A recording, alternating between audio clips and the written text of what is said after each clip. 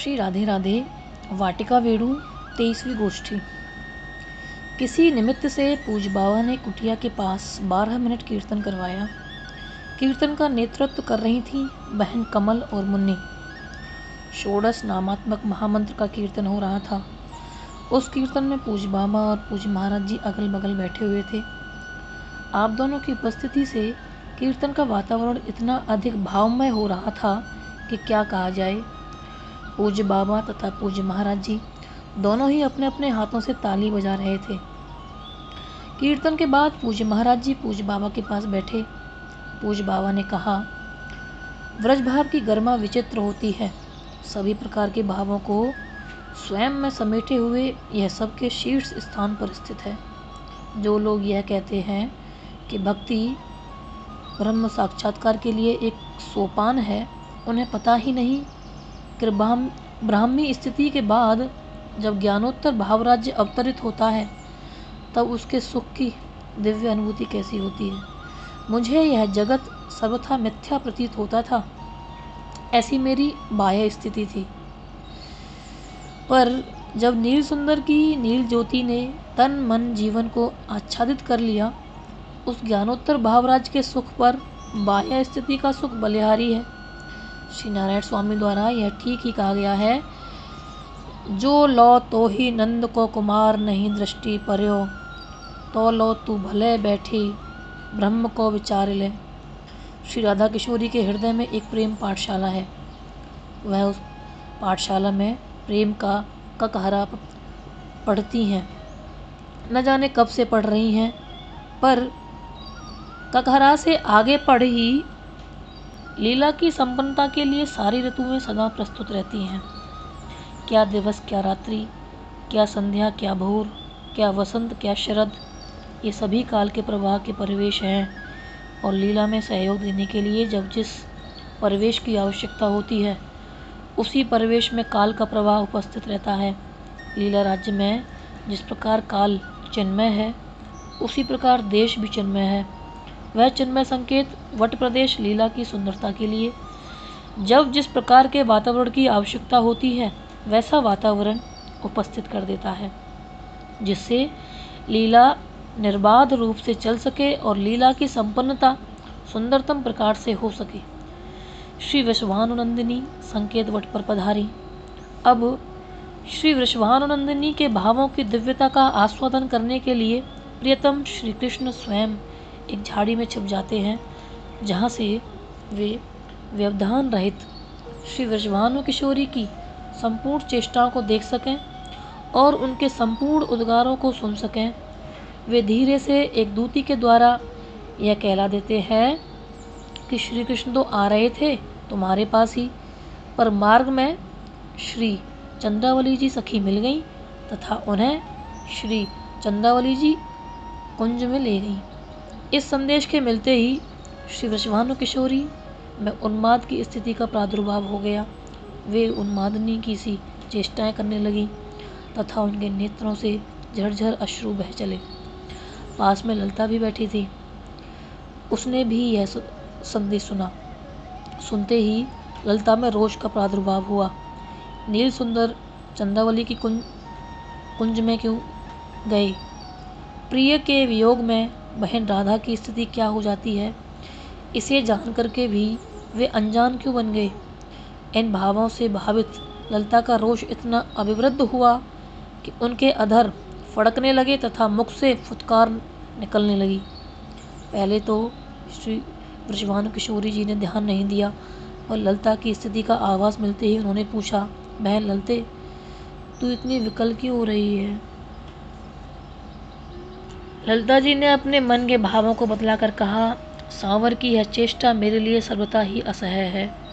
तब श्री वृषभानुनंदिनी ललिता को समझाने लगी, तू इसलिए ही तो क्षुब्ध हो रही है कि प्रियतम मेरे पास ना आकर के चंद्रावली जी के यहाँ चले गए, और उनके वहाँ जाने से मेरा हृदय दुख में निमग्न हो जाएगा। परंतु तू सच मान कि मैं परम सुखनी हूँ। मैं यही चाहती थी कि वे श्री चंद्रावली जी के यहाँ चले जाएं। चंद्रावली जी रूप, गुणशील आदि सभी दृष्टि से सर्वोपरि हैं। तो विश्वास कर यह वही हुआ जो मेरे मन में था। मैं तो चाहती हूँ कि आज की रात शतवर्षीय रात्रि हो जाए। तू पूछ सकती है कि फिर मैं रो क्यों रही हूँ? देख, यदि मेरे ये अश्रु दुखजनित होते तो उष्ण होते, पर ये तो शीतल हैं। ये मेरे अश्रु सुखजनित हैं। मेरे प्राण प्रियतम को वहाँ जाने से सुख मिलेगा, यह मेरे लिए कितने सौभाग्य की बात है। इस प्रकार की चर्चा श्री राधा किशोरी जी और ललिता जी कर रही थी कि तभी प्रियतम श्री कृष्ण वहाँ आ गए। वे तो प्राण प्रिया की भाव लहरियों को देख देख करके विमुग्ध हो रहे थे। इधर तो थी प्राण प्रियतम की अति विमुग्धता और उधर थी प्राण प्रिया की अति संकोच में स्थिति। अब अपने प्राण वल्लभ को सामने उपस्थित देखकर श्री राधा किशोरी को बड़ा ही संकोच हो रहा है कि मेरे भावों की जानकारी प्रियतम को हो गई, अतः अब इस समय कौन सा मिस अपनाऊं कि बात बन जाए। इस भाव में लीला का बड़ा सुंदर वर्णन 3 पदों में श्री पोद्दार जी महाराज ने किया है। ये तीनों पद बड़े मधुर, बड़े सरस हैं। मग जोहत मन व्यथित भामिनी, प्रियतम अजहू कुंज नहीं आए, बीत रही मधुमयी जामिनी। छटपटात अति प्राण मिलन को, चंद बदनी सौंदर्य धामिनी। प्रेममयी प्राणेश्वरी राधा, साधारण नहीं जगत कामिनी। हाय हाय क्यों प्रिय नहीं आए, विलखि विसूरति हृदय स्वामिनी। छायो अति विषाद उर अंतर, मति भई संतत शोक गामिनी। दूसरा आय दूती ने बात कही, चंद्रावली की कुंज सिधारे सांवर आज सही। सुनत प्रफुल्लित बही राधिका, धीरज सहज गही। उठी अमित आनंद लहर, और मानस सिद्धि लही। चंद्रावली सम नहीं कितहूँ, कौ सुंदरी अन्य मही। मधुर सुहासिनी चतुर विलासिनी, गुण समूह उमही। मैनत ही कहती पियते, तुम क्यों न जाओ उतही। सुनी नाय पिय विनय कबहूँ, उलटे मोकू उलही। दूती भयो विधाता दक्षिण, मन की होए रही। तीसरा है, निरखे न्योचावर प्राण प्यारे। भाव प्रिया के परम मनोहर, जग की विधि तय न्यारे। पठई होती स्वयं दूती, छिप ठाड़े एक किनारे। व्याकुल दशा देख प्यारी की, निज वियोग मन हारे। निरख नयन तय भाव प्रिया के, आंसू ढारत प्यारे। प्रिया हृदय के भाव मधुरतम, सुचि प्रिय सुखमय सारे। देखन को मन जग्यो मनोरथ, नहीं टर्यो सो टारे। देख प्रिया को सुखमय मुख, अब छूटे प्रेम फुहारे। पिय को सन्मुख देख सलज, भय प्रिया नयन अरुणारे। कहने का सार यही है कि तत्सुख सुखता का भाव श्री वृषभानुनंदिनी के अणु अणु में परिव्याप्त है। इन भाव तरंगों की गाथा अनिर्वचनीय है। वस्तुतः इन भाव लहरियों की महिमा अनुमान से सर्वथा परे है। निस्सुख कामना का नितांत अभाव और प्रिय सुख वांछा में आशिक निमग्नता ही व्रजभाव के साधक की आधारशिला है। स्वसुख की वासना की आंतरिक रहितता ही व्रजभाव का आरंभ है। श्री प्रिया प्रियतम की रसमयी सेवा में संलग्न सखियों मंजरियों के तत्सुखी भाव का स्तर और स्वरूप अनुमानातीत है ही। व्रजदेश की प्रकृति भी तत्सुखी भाव से सदैव भावित रहती है। लताओं के तत्सुखी भाव की सराहना स्वयं वृषभानुनंदिनी करती हैं।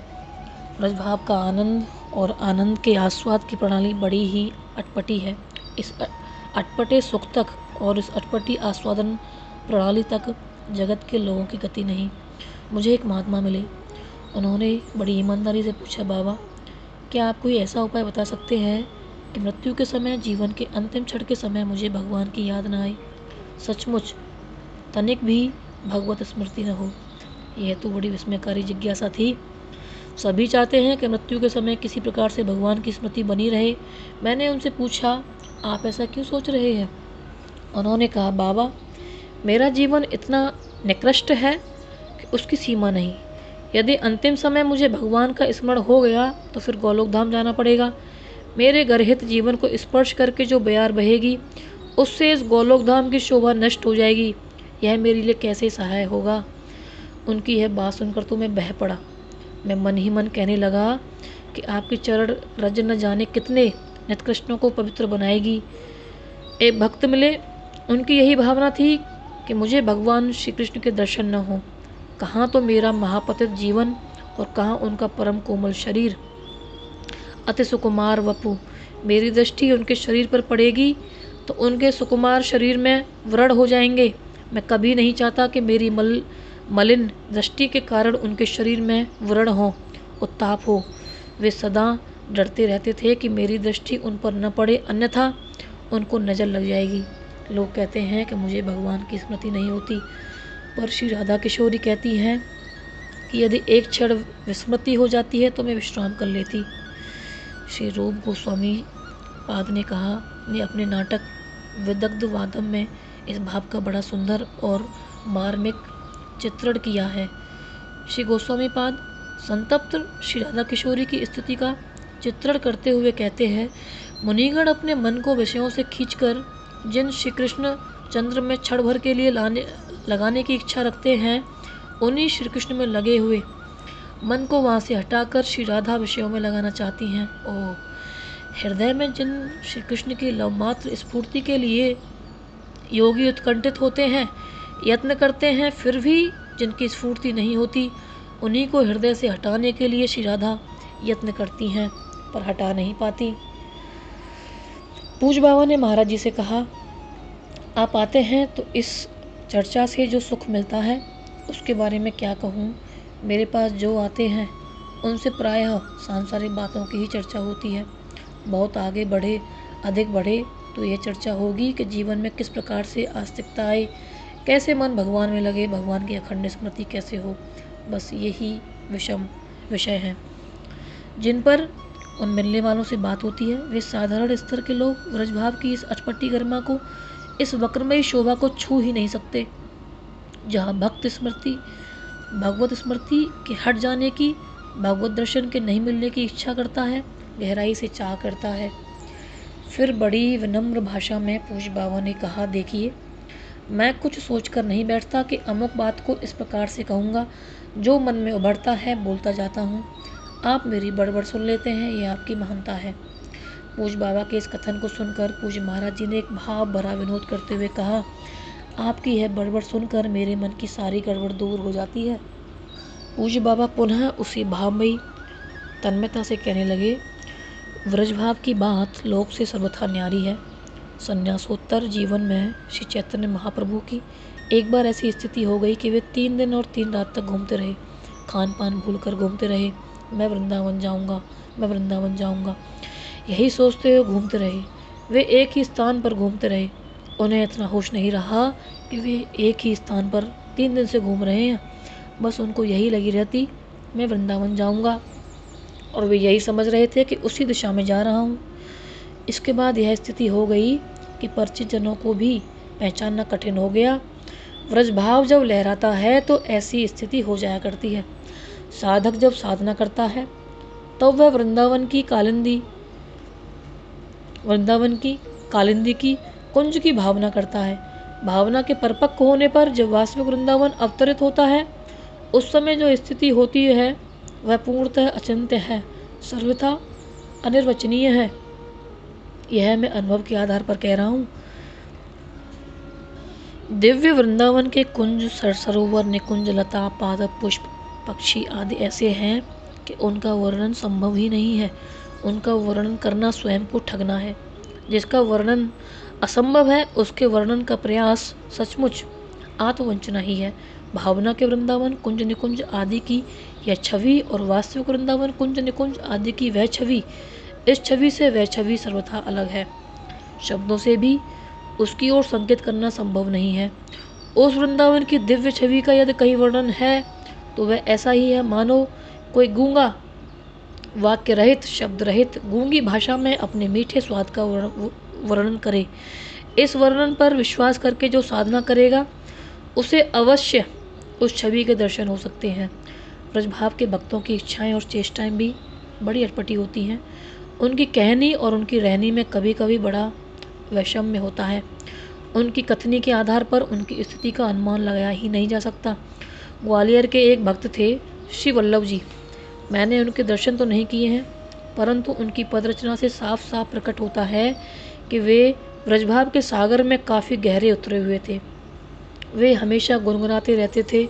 वे सदा अपने भाव की मस्ती में रहते थे, पर जब कोई उनके पास आता तो वे श्री ठाकुर जी के भोगराग की बात चला देते। आपने बड़ा अच्छा प्रसाद खिलाया था, क्या फिर ऐसा प्रसाद नहीं खिलाएंगे? अमुक स्थान के भंडारे में ऐसे ऐसे बढ़िया पदार्थ बने थे। इन बातों को सुनने वाला यही कहेगा कि श्री वल्लभ जी तो स्वादिष्ट पदार्थों के चक्कर में ही अटके पड़े हैं, किंतु अन्य लोग जान नहीं पाते थे कि उन्हें यह चक्कर अपने ऊपर एक आवरण डालने के लिए अपना रखा था। पूज्य बाबा ने कहा, पहले मेरे जीवन में नीरसता थी। बाह्य ब्राह्म्य स्थिति में अवस्थित रहने के कारण एक शुष्कता सदा बनी रहती थी। नीरसता तो अब भी है, पर उस नीरसता में और आज की इस नीरसता में अंतर है। आज की नीरसता केवल बाहरी है, भीतर तो रस का सागर लहरा रहा है। पहले तो भीतर बाहर सर्वत्र नीरसता थी। आज बाहर जो नीरसता है वह जगत के प्रति उपरामता को लेकर है, पर भीतर तो अपार सरसता है। पहले वाली नीरसता में शुष्कता थी, पर आज की नीरसता में सरसता है। अपनी बात को बतलाते बतलाते पूज्य बाबा अपने संन्यास पूर्व जीवन की एक घटना सुनाने लगे। पूज्य बाबा के गांव के राजा के छोटे भाई का विवाह था। छोटा भाई पूज्य बाबा का मित्र था। राजा साहब ने कहा कि मिश्र जी, आपको भी बारात में चलना है। उनका इतना स्नेह था कि उस आग्रह को टालना संभव नहीं था। बारात दरभंगा की ओर गई थी। रात को मजलिस बैठी। उस मजलिस में गाने के लिए श्री दुर्गेश नंदिनी वाराणसी से आई थी। उसे लोग वैश्या कहते तो थे, पर वस्तुतः वह गायन का ही कार्य करती थी। वह गाती बहुत उत्तम थी। रात को जब मजलिस बैठी तो मजलिस में पूज्य बाबा नहीं थे। तब दूल्हा ने अपना एक व्यक्ति भेजा और कहा कि मिश्र जी को ले आओ। यदि सीधे न आए तो 4-5 व्यक्तियों के से हाथ पैर पकड़ कर ले आओ। दूल्हे के व्यक्ति पूज्य बाबा के पास पहुँचे। उन्होंने सब बातें पूज्य बाबा को बतलाईं। सब बातें सुनकर पूज्य बाबा ने मन ही मन सोचा कि जब दूल्हे ने ऐसे कहा है तो समझदारी इसी में है कि स्वतः चला जाए। पूज्य बाबा मजलिस में गए और दूल्हे ने उनको अपने बगल में बैठने के लिए स्थान दिया। पान खाते हुए बाबा वहाँ बैठ गए। फिर पूज्य बाबा बतलाने लगे, जब दूल्हे ने अपने बगल में मुझे स्थान दिया तो गायकों ने समझा कि यह कोई महत्वपूर्ण व्यक्ति है। श्री दुर्गेश नंदिनी ने दूल्हे को सलाम किया और फिर मुझे सलाम किया तथा मुझसे पूछा कि कहिए, खिदमत में क्या पेश करूं? उस गायिका के ऐसा कहने पर मैंने कहा, माँ, मुझे तो संगीत आता नहीं। मैं क्या कहूँ कि क्या गाऊँ? यहाँ तो संगीत के कई मर्मज्ञ बैठे हैं, इस बारे में तो उनसे पूछना चाहिए। मेरे मुख से माँ शब्द को सुनकर वह विस्मित हो उठी। जिसे सदा हे शब्दों से संबोधित किया गया हो, उसे कोई माँ कह सकता है? एक भरी सभा में कोई माँ कहकर संबोधित कर सकता है? इस भाव ने उसके मन को झकझोर दिया। जब तक वह उस सभा में रही, सारे समय मेरी ओर विस्मय, पवित्रता और वात्सल्य भावों से समन्वित होकर देखती रही। फिर उससे विलास तोड़ी राग सुनाने को कहा गया। उसने लगभग 40 मिनट तक गाया होगा। ऐसा लगता था मानो राग रागनी उसके अधरों पर खेलती रहती हैं। उस सस्ती के ज़माने में भी एक रात के लिए 400 रुपये पर वह आई थी। आज के हिसाब से तो एक रात का 4-5 हज़ार से भी ज़्यादा समझना चाहिए। जय जय श्री राधे।